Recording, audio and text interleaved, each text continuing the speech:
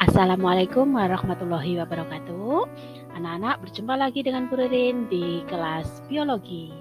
Nah, pada kesempatan kali ini kita akan membahas tentang pembelahan mitosis. Jadi sebelumnya Bu Ririn sudah pernah menjelaskan ya bahwa pembelahan mitosis ini terjadi pada sel-sel tubuh yang berfungsi untuk pertumbuhan dan regenerasi. Kemudian hasil dari pembelahan mitosis adalah dari satu sel induk akan menghasilkan dua sel anak yang identik dengan induknya. Artinya apa?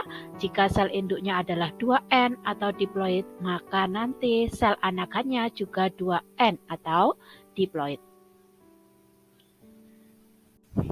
Nah, pembelahan mitosis ini ada 4 tahap. Untuk memudahkan kita mengingatnya, ini saya buat singkatan, yaitu 4 tahap itu saya singkat PAMAT ya, yaitu profase, metafase, anafase, dan telofase. Atau kalau bahasa Indonesianya, profase, metafase, anafase, dan telofase.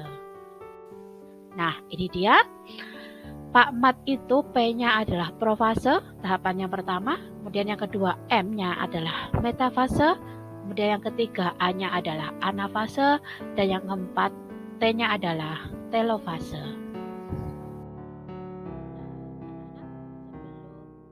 Sebelum kita ke tahapan-tahapan pada mitosis, kalian harus mengingat kembali konsep dari kromatin, kromosom, dan kromatid seperti yang pernah Bu Ririn jelaskan di kelas. Jadi kromatin itu adalah benang-benang halus. Kemudian kromatin ini akan mengalami kondensasi. Jadi kromatin akan berkondensasi, menebal dan memadat, membentuk struktur kromosom seperti gambar yang kedua yang ada huruf A-nya. Nah, kemudian kromosom di gambar kedua ini akan mengalami duplikasi, yaitu penggandaan, sehingga akan terbentuk struktur kromosom seperti pada gambar yang ketiga. Jadi A itu akan menduplikasi dirinya menjadi A aksen, sehingga nanti terbentuk dua kromatid A dan kromatid A aksen. Ya, jadi struktur kromosom yang ketiga ini ada dua kromatid A dan A aksen. Nah, kromatid A dan kromatid A aksen ini disebut sebagai kromatid sister. Ya, jadi dipahami lagi konsep kromatin, kromosom, dan kromatid. Nah, ini adalah tahapan dari pembelahan mitosis yang pertama, yaitu profase. Ini tahap awal ya. Sambil diperhatikan gambarnya, kalau pada tahap profase ini, kromatin yang benang-benang halus tadi, dia mengalami kondensasi, ya, menebal dan memadat, membentuk struktur kromosom, ya.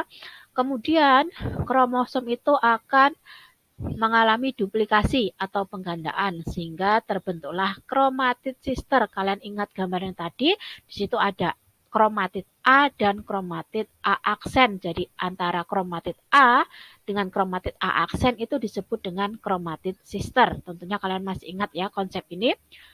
Kemudian pada tahap profase juga terjadi di sini sentriol. Sentriol itu adalah organel sel, ya ini pelajaran kelas 11, organel sel yang berperan dalam pembelahan sel. Jadi sentriol ini akan menuju ke kutub pembelahan yang berlawanan. Jadi nanti ada dua sentriol, masing-masing menuju kutub yang berlawanan.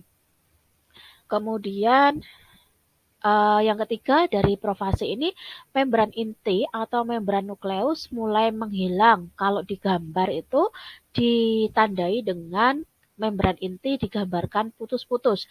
Jadi nanti kalau kalian ketemu soal ada gambar di mana membran intinya digambarkan putus-putus, itu berarti adalah tahap dari profase.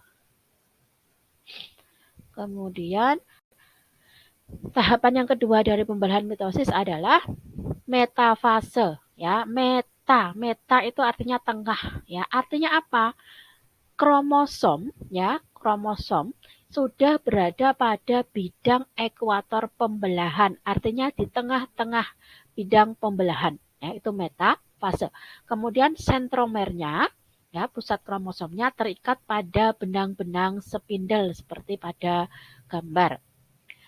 Kita lanjut ke tahap yang ketiga, yaitu anafase. Ya, pada anafase ini coba kita perhatikan gambarnya. kromatidnya, tadi kan ada 2 kromatid pada setiap kromosom. Nah, kromatidnya ini terpisah. Kemudian masing-masing kromatid akan menuju kutub yang berlawanan karena tertarik oleh benang-benang spindle. Nah, bisa dilihat di gambarnya. Kemudian tahap yang keempat yaitu telofase. Pada tahap telofase ini ditandai dengan membran inti itu akan mulai terbentuk kembali. Jadi membran nukleus mulai terbentuk kembali.